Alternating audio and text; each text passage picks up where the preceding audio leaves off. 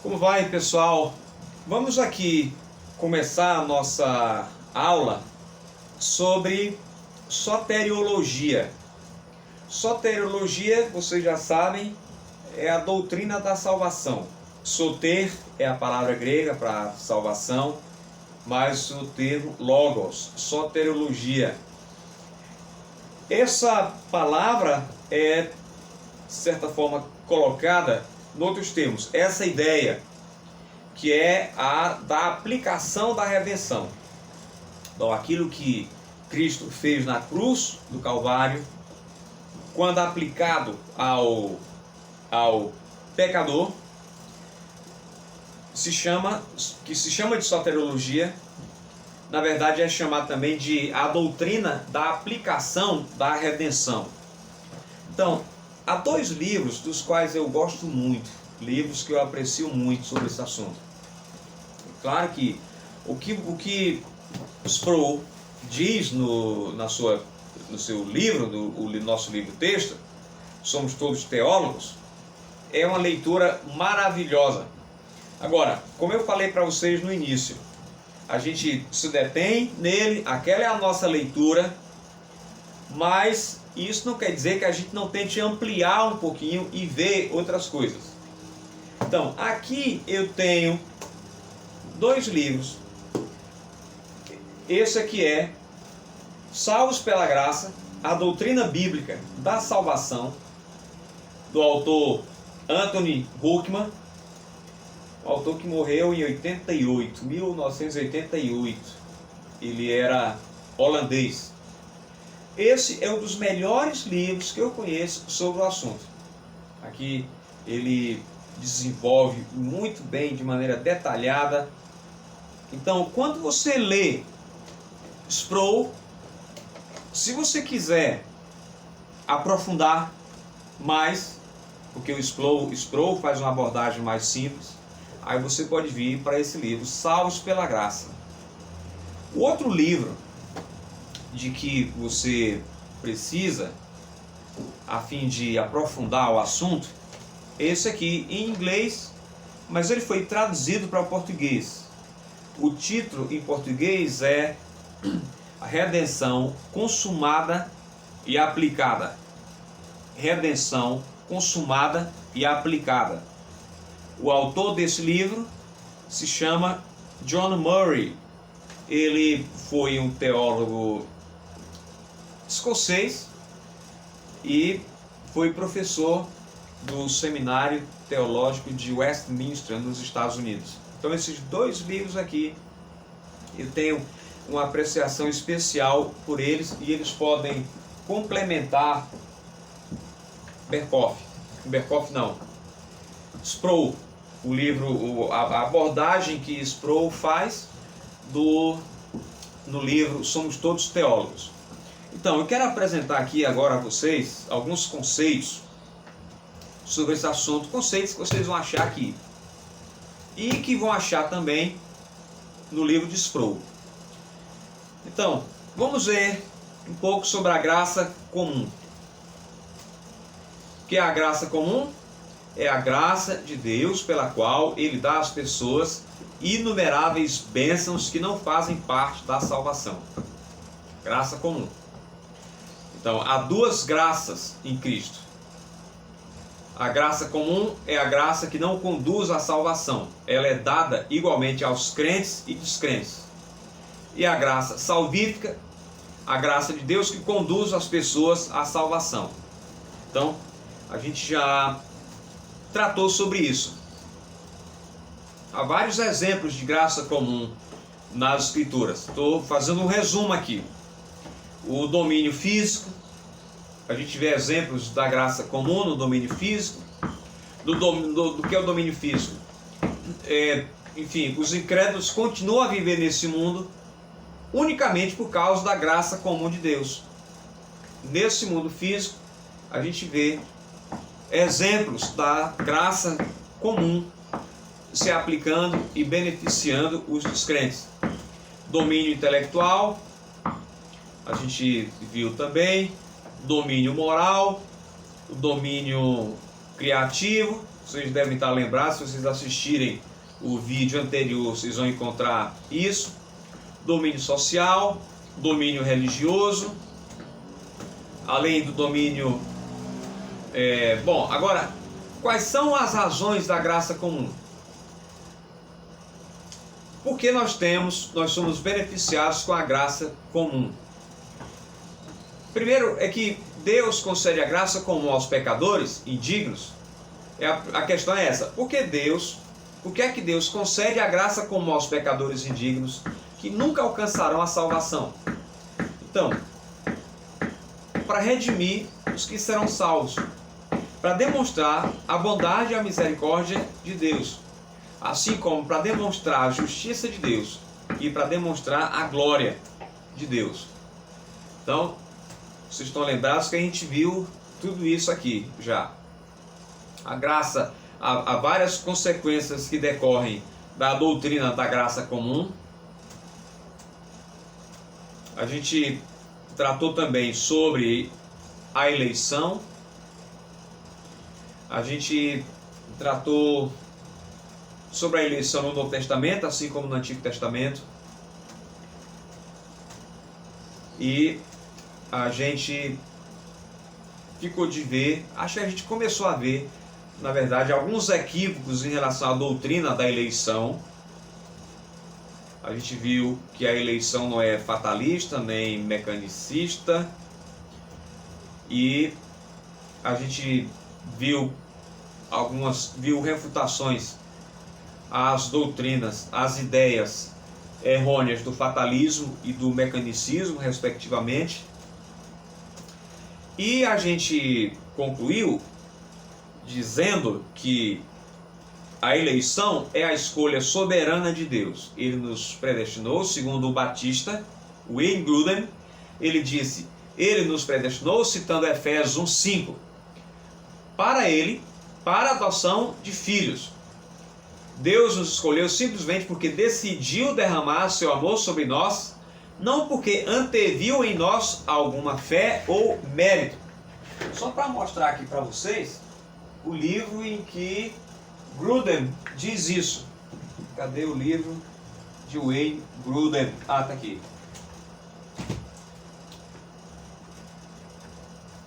Isso aqui é o teólogo batista que eu já citei para vocês. Então, ele, nesse livro aqui, nessa sua teologia sistemática, ele nos dá essa definição do que seria a eleição. Agora, caminhando um pouco mais, há várias objeções, isso aqui a gente não viu. Há várias objeções à doutrina da eleição. Primeiro ele diz, a primeira objeção é a seguinte: a eleição significa que não temos a opção de aceitar Cristo. É o que aqui Grudem fala. E diz o seguinte: resposta: a doutrina da eleição é totalmente capaz de abrigar a ideia de que temos uma escolha voluntária e tomamos decisões espontâneas ao aceitar ou rejeitar a Cristo. Então, a resposta de Grudem a essa objeção. Uma segunda objeção à doutrina da eleição é que, com base na doutrina de eleição, nossas escolhas não são escolhas reais. Como é que Grudem responde isso? Ele responde dizendo o seguinte: se Deus nos faz de determinada maneira e nos diz que nossas escolhas voluntárias são escolhas reais e genuínas, então temos de concordar que são. Outra objeção: a doutrina da eleição faz com que sejamos marionetes ou robôs, não pessoas reais. Qual é a resposta de Wayne Grudem? É a seguinte: Deus nos criou e, portanto, devemos reconhecer que é Ele quem define o que é a genuína pessoalidade.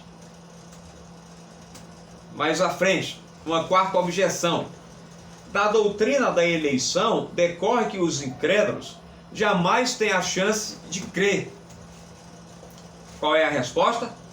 Primeiro, devemos observar que a Bíblia não nos permite dizer que os incrédulos não tiveram chance de crer. Segundo, porventura pode o objeto perguntar a quem o fez? E aqui Grudem baseia a sua resposta no capítulo 9 da carta de Paulo aos Romanos. Uma quinta objeção: a eleição é injusta. E Grudem responde isso dizendo: primeiro, devemos nos lembrar de que seria perfeitamente justo que Deus não salvasse ninguém, exatamente como fez com os anjos. Segundo, não é justo que Deus crie algumas pessoas, as quais ele sabia pecariam e seriam condenadas eternamente, e as quais ele não redimiria. Outra objeção: a Bíblia diz que Deus deseja salvar todo mundo. E Grudem responde: esses versículos falam da vontade revelada de Deus, declarando o que nós devemos fazer, e não de sua vontade secreta, seus planos eternos sobre o que irá ocorrer. Certo? Então, Grudem responde essas 6 ou 7 objeções, recorrendo àquilo que ele entende ser a visão bíblica. Agora, e quanto à doutrina da reprovação? Como é que Grudem define a doutrina da reprovação? Ele diz o seguinte: reprovação é a decisão soberana de Deus antes da criação de não levar em conta algumas pessoas, decidindo em tristeza não salvá-las e puni-las por seus pecados, manifestando por meio disso sua justiça. Então, pessoal, é interessante, e eu aproveito para afirmar isso aqui. Essa é uma ideia que se encontra na Bíblia, claramente. Por isso que autores, tanto como esse aqui, que é um reformado holandês, quanto esse que é um presbiteriano escocês, ou esse que é um batista americano, ou outros como J. Packer, que é um anglicano, e o próprio, eu tenho aqui Tomás de Aquino, tem também Santo Agostinho. Então essa foi a visão que prevaleceu durante muitos anos, muitos séculos na história da igreja. Foi essa visão. Então o que Grudem está dizendo aqui não é novidade nenhuma na história da igreja, nem nos debates teológicos. Aliás, Sproul tem um livro em que ele trata sobre o título do livro é a controvérsia do livre-arbítrio. Então, isso aí é assunto que vocês podem estudar mais à frente, concordando ou não. Enfim, não é o caso aqui de passar uma visão para ninguém, é de apresentar o que a gente está fazendo aqui, é apresentar o assunto e cada um segue a direção, o rumo, o viés que mais lhe convier. Então, volto mais para frente, Grudem cita alguns textos bíblicos, e aí ele fala sobre a aplicação prática da doutrina da eleição. Então, ele diz o seguinte: a doutrina da eleição responde que sou cristão só porque Deus, na eternidade passada, decidiu aplicar seu amor sobre mim. Ele diz também: a doutrina da eleição confere-nos humildade diante de Deus para pensar dessa forma. Ele diz que gera humildade, não orgulho, humildade.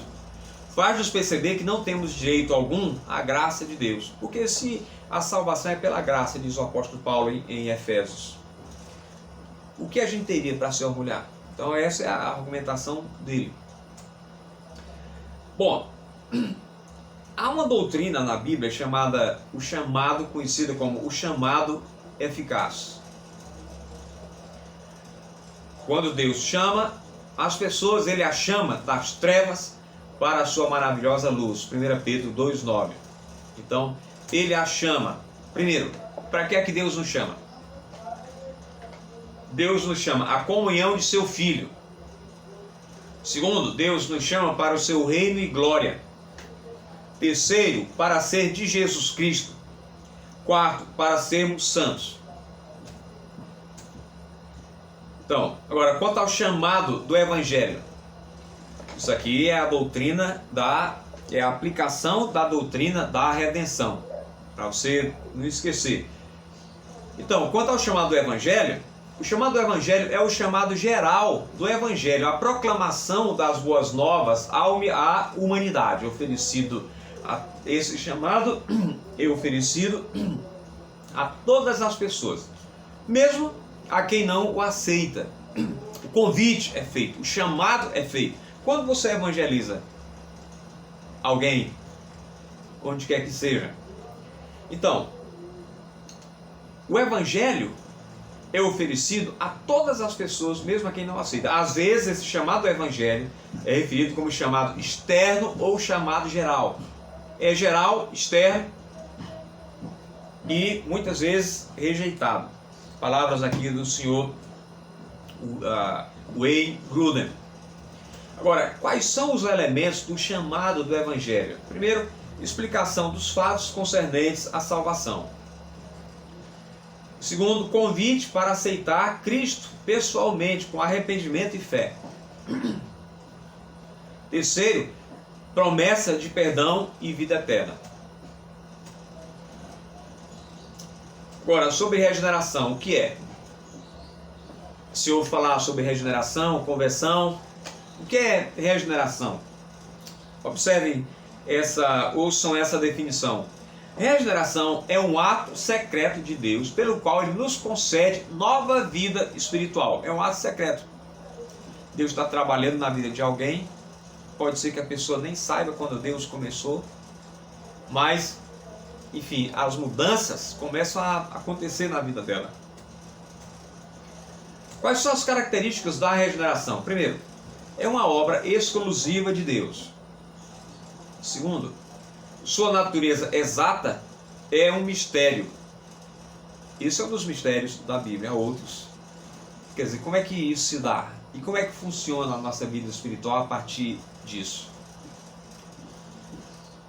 Terceiro, vem antes da fé salvífica. Quarto, deve produzir resultados na nossa vida. Ou seja, a pessoa que é regenerada, a pessoa que, para usar a linguagem de Tito, foi salva pelo lavar regenerador do Espírito Santo, ela demonstra mudança de vida, ela produz resultados. Quer dizer, ela produz frutos. E a regeneração produz resultados na nossa vida. Agora, a conversão